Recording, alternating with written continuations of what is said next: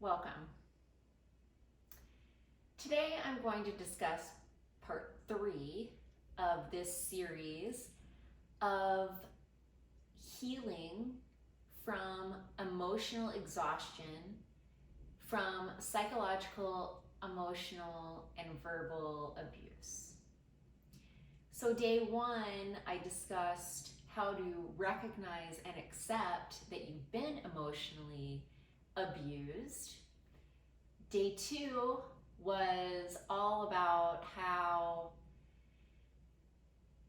why healing from emotional abuse is so difficult, which is admitting that you have abandoned yourself, you've given up on yourself, you feel you're not worthy. So if you've missed either of those 2 episodes, please, I would encourage you to go back and watch those. And then today, part 3, I'm going over 10 ways to boost self-esteem in order to facilitate that healing process from emotional exhaustion.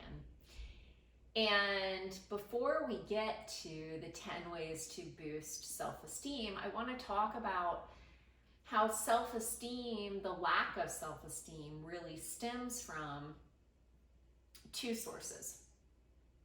Childhood trauma, either neglect or abuse.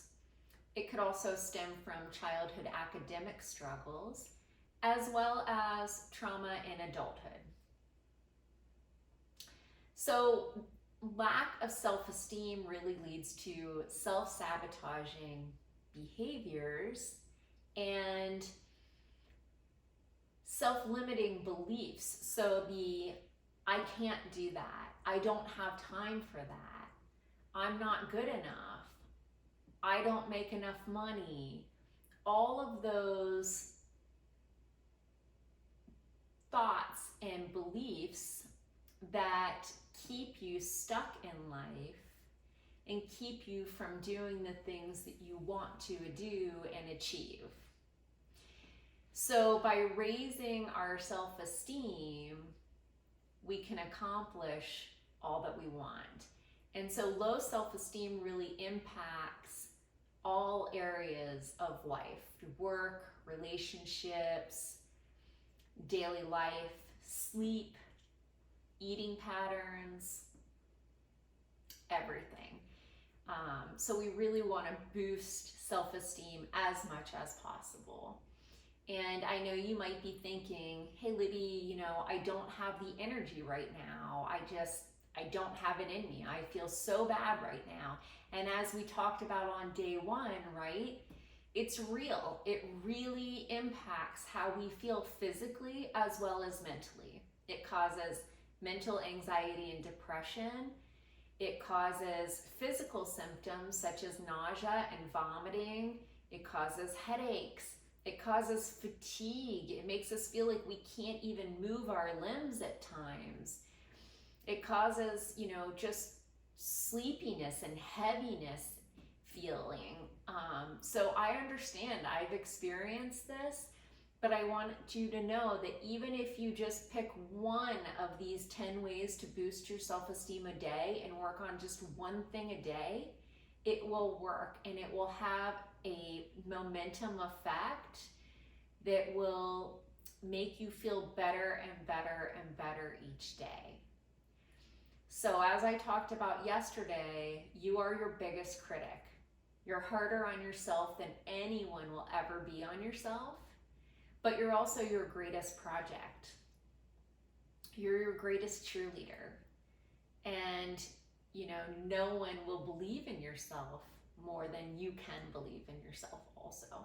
So we just have to change that belief system and kind of rewire that system in the brain. And we do that through boosting the self-esteem. Okay, so here we go. Let's jump into it. Number 1, quiet that inner critic. So we want to change the way we speak to ourselves. We want to speak to ourselves the way we would speak to our best friend or our grandmother. We want to speak to ourselves the way we would want to be spoken to. So when we've been emotionally abused, we're used to being spoken horribly to. We're used to being broken down. But now we want to build ourselves up. And it's going to seem foreign at first, but that's okay. Number 2, we want to challenge upsetting thoughts. Okay, so we want to question things. We want to ask ourselves, is that the way our best friend would see it? Is it true? Is that the only way to see it, or could there be another outcome?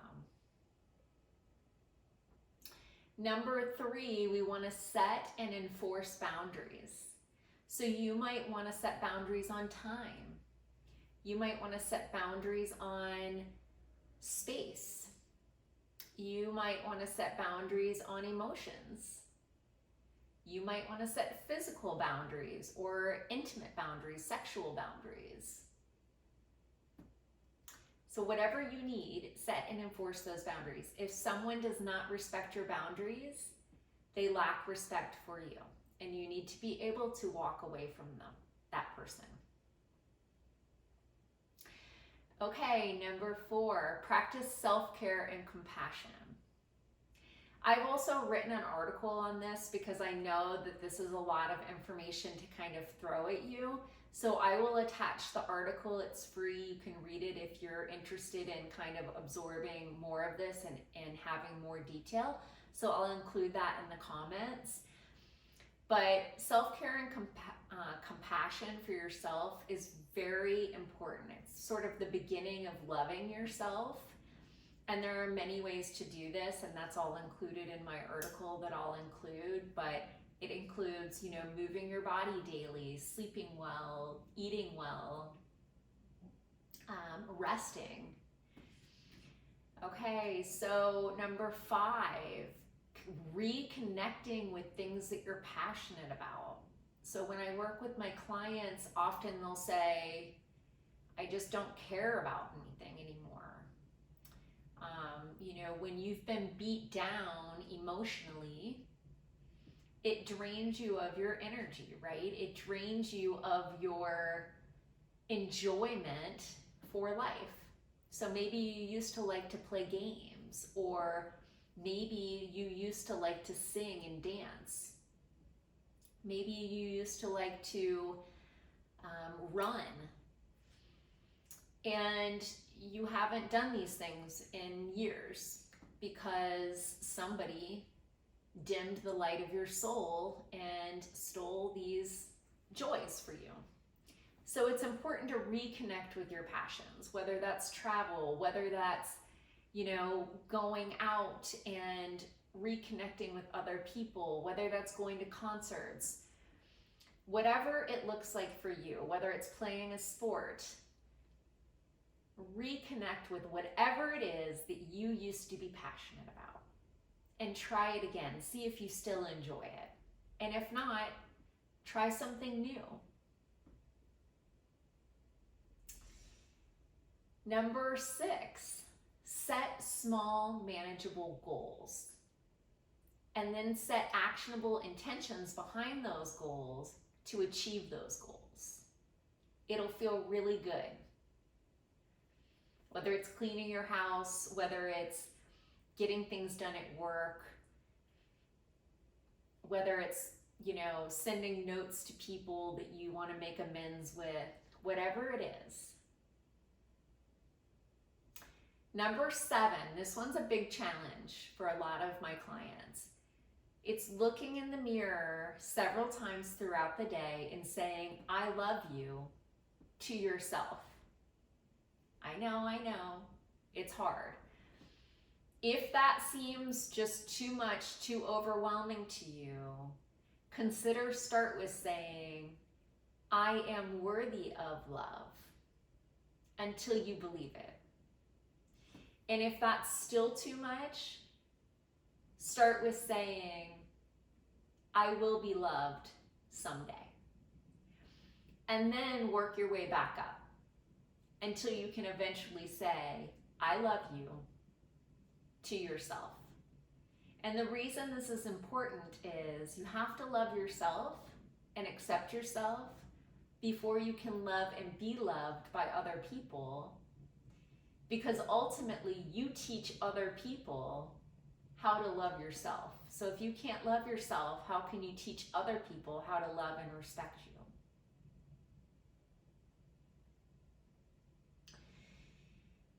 All right, number 8 is grab a journal.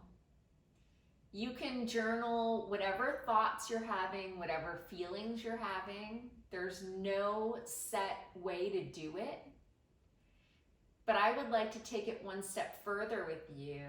And when you're not just freelancing your journal, I would like you to write at least once a week. I would like you to write several things that you're good at, several things that you're grateful for, and list your best qualities. This might be difficult for you at first, but you have these things in you. You have good qualities. People might have told you you didn't, but you do. So just dig deep and think about it until you have thought of at least several, and then build on those each week.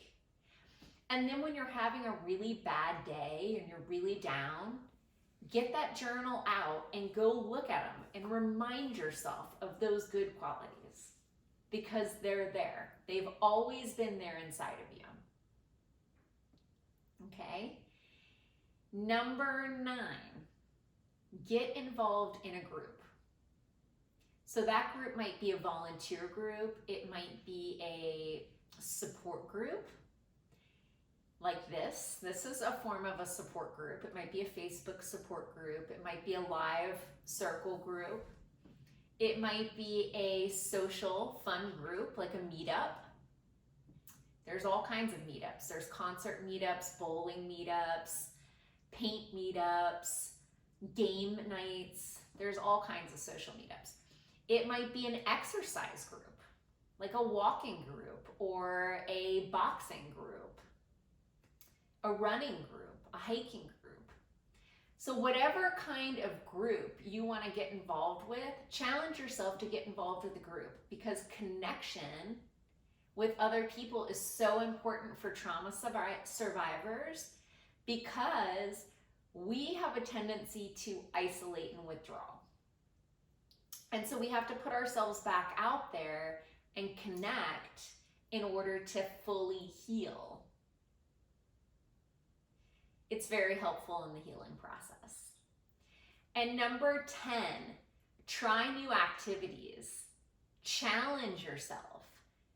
Get rid of the fear of failure and push yourself, because it's exhilarating to try new things. Ask for help. Set the ego aside and live from a space of love. So those are my 10 tips for boosting the self-esteem. And finally, I just want to say, to follow up on yesterday's self-abandonment video, say no when you mean to say no, rather than always saying yes to people. Prioritize yourself. It's not selfish.